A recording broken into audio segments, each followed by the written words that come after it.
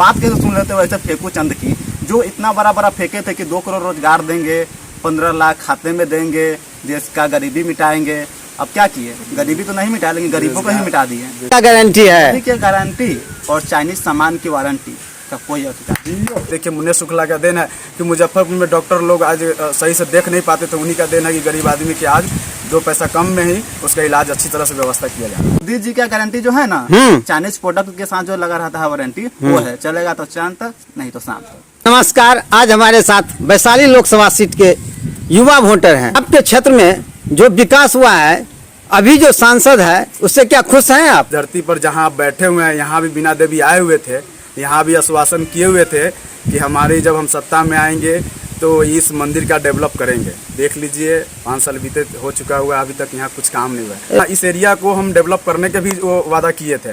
आप देख लीजिए, कहीं एक पोल पर भी उनका किसी को सोलर लाइट हो, चाहे कुछ भी हो, कहीं सही से ढंग से चापाकल उनका गड़वाया हो, तो उनके कामों काजों से लेकर से आप समझिए कि हम लोग यहाँ का जनता भी नाराज है और पूरा युवा वर्ग भी नाराज है उनसे। अच्छा, एनडीए से बीना देवी हैं और राजद से मुन्ना शुक्ला है, किसको समर्थन दीजिएगा इस बार आप? देख, सरकार में देखे हैं कि तेजस्वी यादव जी युवाओं को प्रति ज़्यादा उनका रुझान रहा है, बहुत अच्छी तरह से युवाओं को रोजगार देने के काम किया है।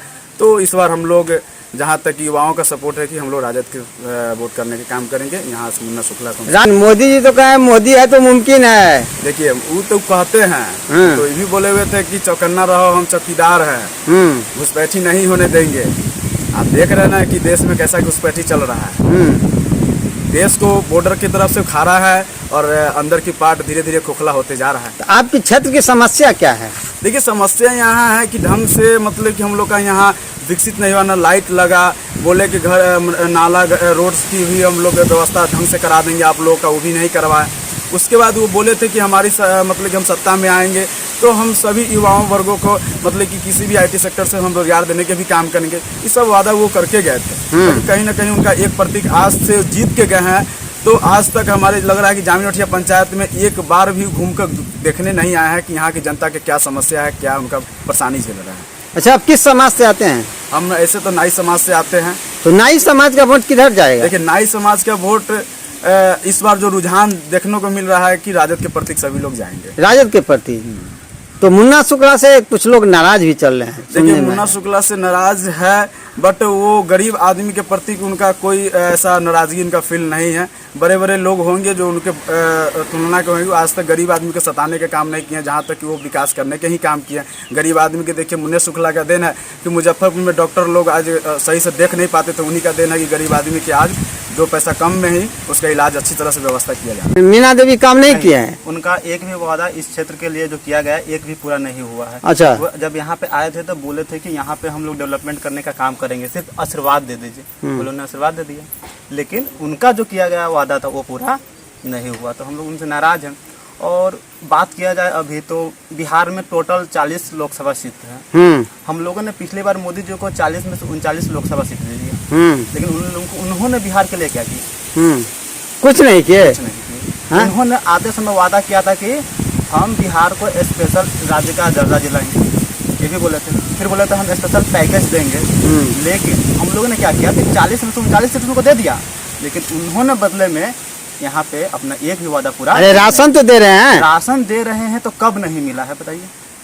पहले मिलता था। हमेशा मिलता है राशन। तो यह तो फूड सिक्योरिटी एक्ट बनाया गया है डॉक्टर मनमोहन सिंह के द्वारा, इसमें तो उनका नया योगदान नहीं है। अच्छा, तो 15 लाख रुपया खाता में आया आप लोगों को? आपको भी पता होगा। हाँ? आप उधर मतलब हंस रहे हैं। देश के गृह मंत्री खुद बोल रहे हैं कि एक जुमला था। हाँ, गृह मंत्री बोले ना कि एक जुमला था। तो इसे सवाल क्या कर रहे हैं? तो उनको शर्म आनी चाहिए। दोबारा कैंपेन करने कैसे चले जाते हैं और लोग बात कैसे सुन लेते हो ऐसे फेंकू चंद की, जो इतना बड़ा बड़ा फेंके थे कि 2 करोड़ रोजगार देंगे, 15 लाख खाते में देंगे, देश का गरीबी मिटाएंगे। अब क्या किए? गरीबी तो नहीं मिटा, लेकिन गरीबों को ही मिटा दिए, बेरोजगारी खत्म करेंगे। आप कह रहे हैं जो मोदी जी झूठ बोलते हैं, मोदी जी बोलते हैं मोदी का गारंटी है। क्या गारंटी? और चाइनीज सामान की वारंटी का कोई अधिकार। अच्छा, एकदम ऐसा है। ऐसा है। मोदी जी का गारंटी जो है ना, चाइनीज प्रोडक्ट के साथ जो लगा रहता है वारंटी, वो है चलेगा तो चांद तक, नहीं तो शाम तक। अच्छा अच्छा, तो पता ही हवाई अड्डा बोले थे कि हम एकदम कंप्लीट करा देंगे यहाँ से। बन गया हुआ है। एक कैंपेन के दौरान इतने ये लोग निर्लज व्यक्ति है, एक कैंपेन के दौरान बोले थे कि हमने यहाँ पे बनवा दिया है एम्स। दरभंगा एम्स के बारे में जिक्र किए थे ना, जाकर के देखिए, आप लोग रिपोर्टिंग तो करते हैं, पता है दरभंगा एम्स बन चुका है? नहीं बना है। नहीं बना हुआ तो कुछ कैसे कैंपेन में इतना झूठ कैसे बोल लेते हैं? उनको समझ नहीं आता है क्या चीज खाते हैं जो इतना झूठ बोलते हैं। मोदी जी झूठा है क्या? झूठा नहीं, महा झूठा, फेकू। अच्छा, फेकू है, फेकू चंद। अरे मोदी जी तो कहते हैं कि मोदी है तो मुमकिन है। मोदी है तो मुमकिन है, बेरोजगारी मुमकिन है, देश की बढ़ रही आर्थिक असमानता मुमकिन है, देश में बढ़ रही जो भ्रष्टाचार है वो मुमकिन है, देश में जो आज भी आपको पता होगा पिछले 2 दिनों से ट्रेंडिंग कर रहा है, पर जलन रेवन्ना के बारे में सुनते हुए ये जो पूर्व प्रधानमंत्री एच डी देवगौड़ा के पोते जी हैं, उनके लिए कैंपेन कर रहे थे मोदी जी। आज उनके पास 3000 फोन वीडियो बरामद हुआ है जो उनके द्वारा उन्हीं के पार्टी वर्करों का, उनके घर में काम करती हुई महिलाएं का वीडियो है। अब इन पर क्यों नहीं एक्शन लेते हैं मोदी जी? बताइए, उनके लिए कैंपेन करते हैं, पॉलिटिकली जा करके उनके सामने लोगों से उनके लिए वोट मांग रहे हैं और वो व्यक्ति ऐसे चीज़ों में संलिप्त पाया गया है। बताइए। अरे मोदी जी कह रहे हैं कि हम राम राज ला दिए। राम राज यही होता है। राम राज वो होता है जिसमें भाईचारे की बात होती है। राम राज वो होती है जिसमें सारे लोग संपन्न और सुखी होते हैं। राम राज ये नहीं होता है जिसमें आप देश को बांटने के लिए धर्म और मंगलसूत्र की बात लाए। राम राज तो ये नहीं होता है। अच्छा, तो आप लोग कथनी और करनी में जो अंतर है मोदी जी का, इससे हम क्या इंडिया के हर एक लोग बहुत दुखी हैं और हम लोग इस बार पूरी कोशिश करेंगे कि सत्ता परिवर्तन चाहते हैं। वो मोदी जी कह रहे हैं 400 के पार, आप कह रहे हैं सत्ता परिवर्तन। 400 पार वही जुमला है जिससे 15 लाख एक जुमला था। एक साइकोलॉजिकल गेम है, लोगों के साथ खेला जा रहा है कि हम 400 पार बोलेंगे तो कम से कम मेजोरिटी तक तो पहुंच ही जाएंगे। ये सिर्फ एक गेम है और कुछ नहीं।